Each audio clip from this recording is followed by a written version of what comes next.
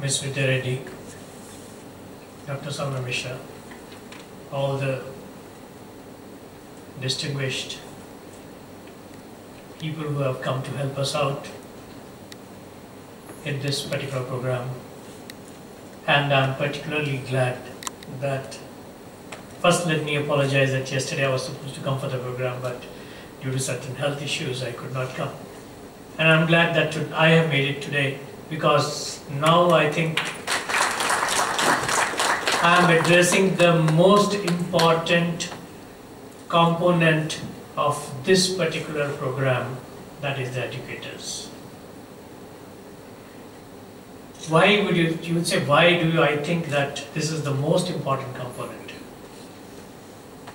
Like just now, Ms. Vidya Reddy said that after parents, children listen only to the teachers. They idolize only teachers.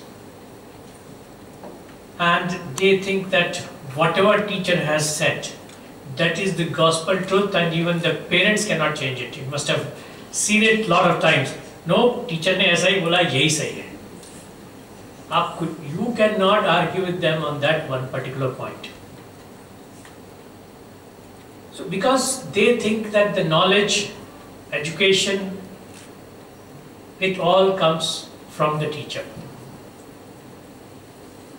And there are times when they will not express their doubts to their parents, but they will express to the teachers.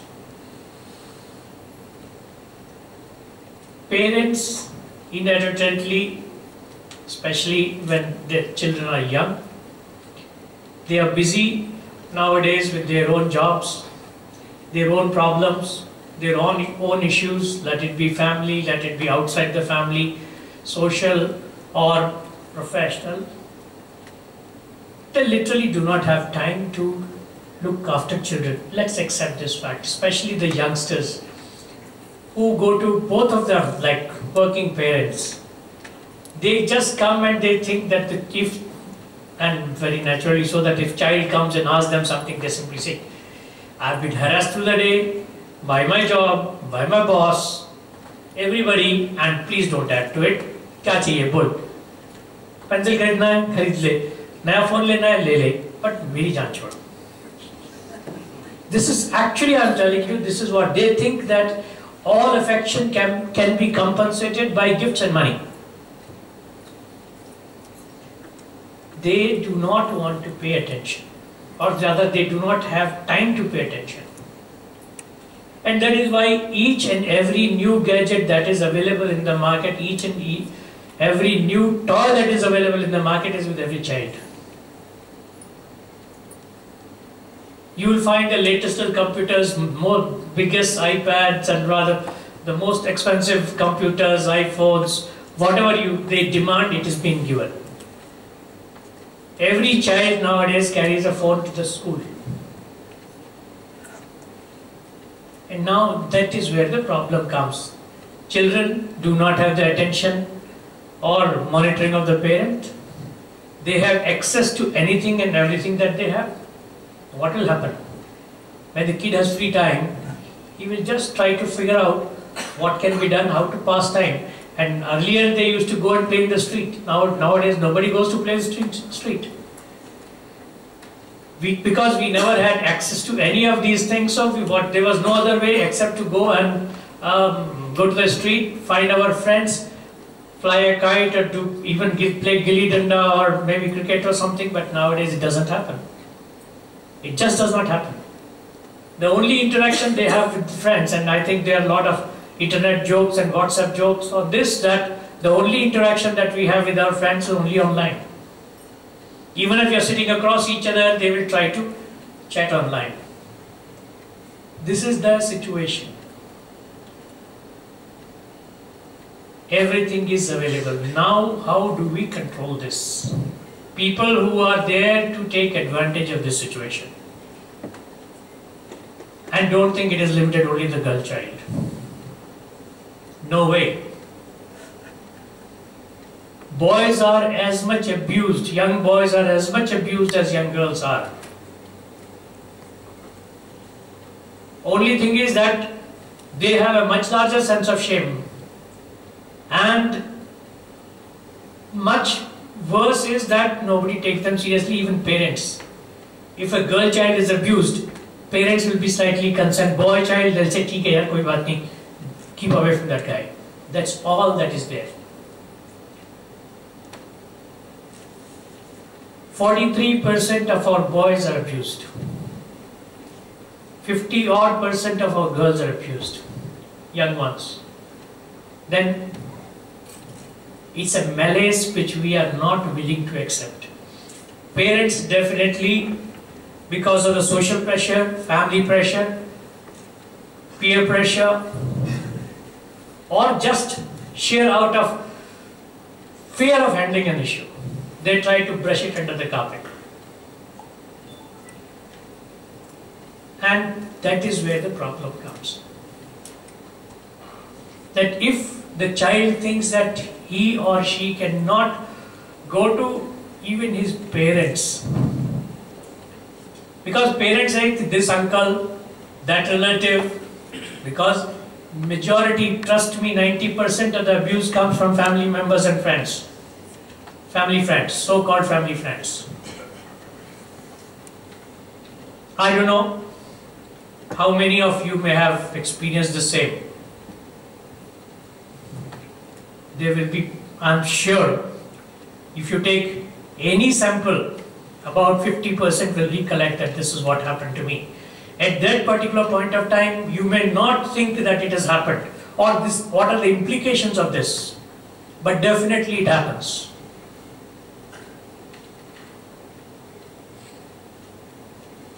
Now, you are in a position where a child, when he or she is not heard by the parents, where shall he or she go?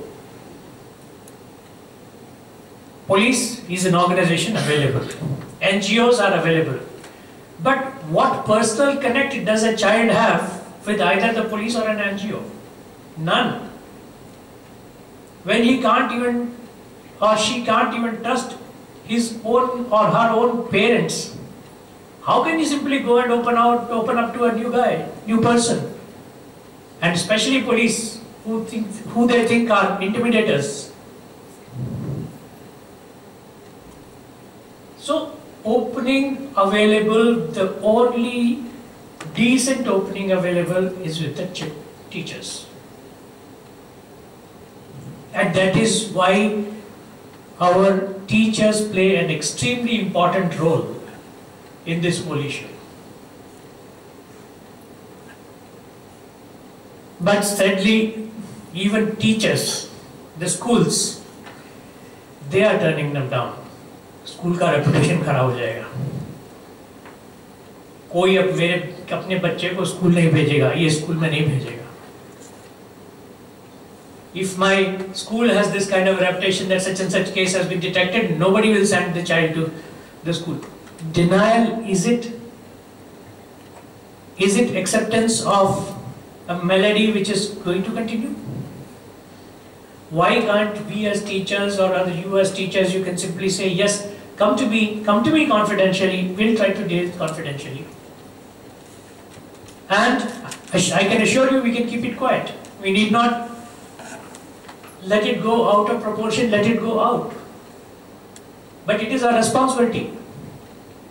We as police people, we are aware that these issues are there for the society, for the school system, teachers, everybody. And that is why we say that yes, if you come to know of something, please do let us know. We'll try to keep it quiet.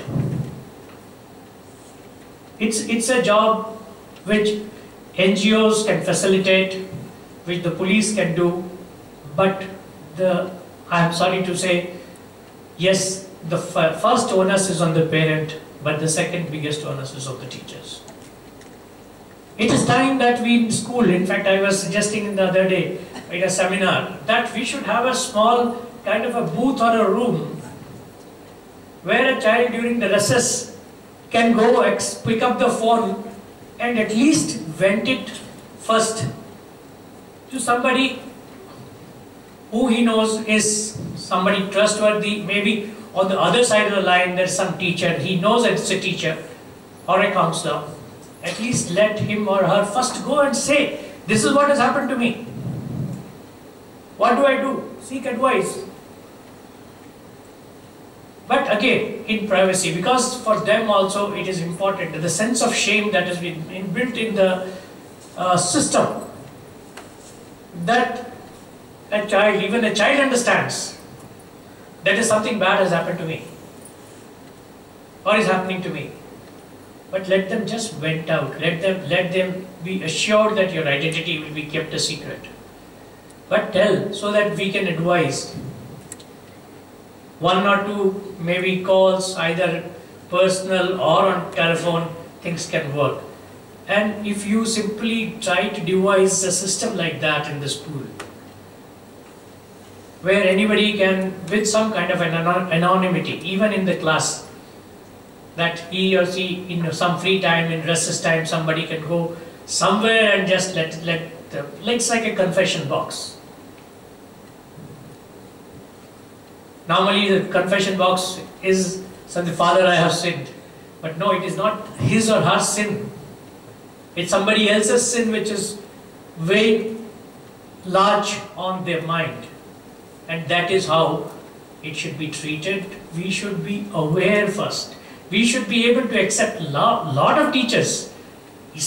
ये गड़बड़ में मेरे को नहीं फंसना. तुम जाओ principal के पास, जाओ काउंसलर के पास. Why should I get involved? Because it's something which is unacceptable for people of our age. We have not seen these kind of things. Like Ms. Vidyareddy was saying that we have not grown in this age. We grew up in a totally different environment, with different society. And all of a sudden we are faced with this kind of a problem which is embarrassing, which is heavy on our head. And we also are totally at sea as to what to do. Then it is normal. The first reaction is to flee rather than fight. So, छोड़ दो, ये मेरा काम नहीं है. I don't want to get involved into this, go to so and so. Because they have been designated. It's everybody's job. It's our child, your child, somebody else's child. Let us face the problem squarely. Because we are ultimately playing with somebody's life. And online sexual abuse, yes, it is a fact. It is something which is happening every day. There are perverts. There are people who are willing to pay money for it. And it is not limited to our society. It is all pervasive throughout whichever society you may take. Right from most modern to most primitive. Most forward-looking to most conservative. Only thing is, it's not talked about. This is where we have to make a start. We have to give them the confidence that if something happens, please come out, tell us. We will take care of it. Because by preventing one person or identifying one person who's been doing this or who's been abusing, we can stop the online or otherwise abuse of many others. It is the first success of a predator that makes him encouraged, or rather encourages him to take it up further. And as I said, that if he has a perversion, subsequently he goes out or she goes out and then tries to take, and finally when substantial number of material is available, then it can be sold, and it can be sold at a premium. See what we are facing today, please accept this. It's not that what we were rather raised to handle. First part. None of us were. Nowadays, the first 1.5 to 3-year-old children play with smartphones very, very effectively. Maybe you're seeing in your own families. And that is where the problem lies, and we have to accept it. Like we have started accepting emails, we have started accepting Facebook, we have started accepting WhatsApp. It's not rocket science. It can be done. Another important thing is that this is just the tip of the iceberg. Please, I have been repeatedly telling how big is the internet content? Actually, you can type anything on this earth and you will get an answer. Anything on this earth. How big will be the content? You can imagine? Huge. Huge means huge. But what you see on this internet is only 4% of the total internet content which is available and accessible to a common man. 96% is on a place called the darknet, which is not accessible to a common person. And that is where all this also happens. Let's start facing this. What we are facing is something mammoth which we do not want to accept. We want to bury our face in the sand and say, no, nothing is happening. It is happening all the time, everywhere.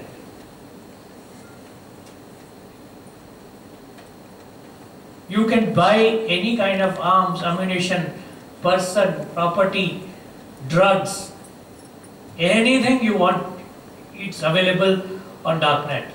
Only thing you have to get accessed, but it is like a closed community which thrives on business. It's a totally commercial or totally crime-related affair. Anyway, let us not get into it. Let us face the 4% which is available. So, it is an onerous responsibility for all of you to accept that yes, this is what is happening, and we have a responsibility to our future society, to our children. Today it might be somebody else's child, tomorrow it will be yours, your grandchild, your own child, child of somebody who is very close related to you. Then what? Then are you going to keep quiet? No. So let us face it together, let's come together, let's network together, and there are NGOs who specialize in these kinds of things. They can tell you how to help things out. Police is there to sort things out when it goes out of control. But let us put our heads together and ensure that we can minimize the risk of a child to such online predators, online abuse. I'm sure the whole thing will be a grand success, and maybe you will start provoking some thought in you that this is what is there, this is what can be done. Maybe you can discuss with your colleagues, bring them in, hold these kind of seminars. We are there.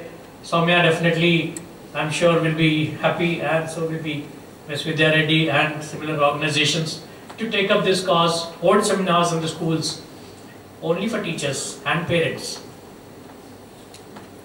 Honestly, first teachers and parents. And teachers also should sensitize the parents that this is what is happening. Do you know what is happening?